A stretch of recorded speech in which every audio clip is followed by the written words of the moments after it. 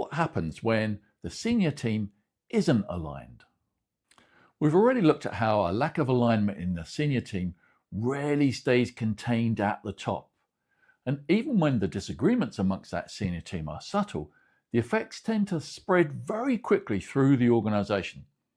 So, what does happen? And more importantly, what should you do about it? What are the first signs that a senior leadership team isn't well aligned? One of the first signs is that those leaders appear to agree when they're together in the room, but they will pull in different directions afterwards. So mixed messages begin to appear.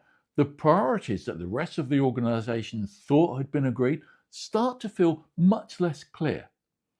And those unresolved differences sit underneath what on the surface looks like apparently very polite conversations. So you'll start to see a return to silo working. And the tension that all of this creates is often visible in very small ways before anybody names it directly.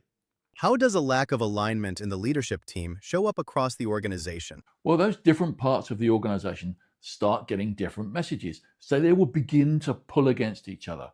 People become much less sure about what really matters. And the decisions that flow from the big priorities get slower. They get revisited again and again. People's uncertainty and caution increases. Why can even small misalignments at the top create big problems elsewhere? Those small differences at the top tend to become amplified as they move through the organization. People are filling in gaps with assumptions when they know that their leaders are not really aligned, or just when they're not really clear about what the priorities are. So that uncertainty at the top often turns into friction, duplication, silo behavior elsewhere. And what looks minor in the senior leadership team can mean slower execution, weaker decisions elsewhere in the organization, and missed opportunities as well because people just are not moving fast enough. It starts to impact performance pretty soon. What should leaders do to check if those negative impacts are happening in their business? One practical step you can take is this: just experiment with a real life priority.